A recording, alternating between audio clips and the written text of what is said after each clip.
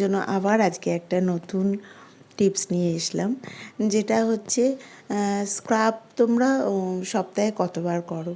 আমাদের স্ক্রাবটা যেটা deep cleansing করতে সাহায্য করে, তাই জন্য স্ক্রাব করাটা খুবই জরুরি, কিন্তু রেগুলার বেসিসে নয়।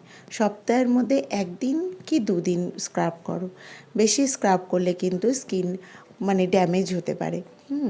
আর একটা হচ্ছে যেটা যাদের অয়েলি স্কিন, তারা কিন্তু কখনোই বড় দানার স্ক্রাব ইউজ করবে না।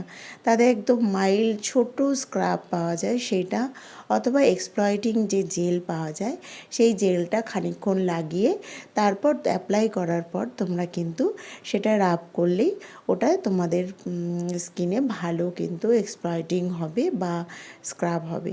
কিন্তু ইউজ করা খুবই ক্ষতিকর স্কিনের জন্য, অবশ্য আবার দরকারও আছে। সুতরাং দুটোই আমাকে ব্যালেন্স করে চলতে হবে।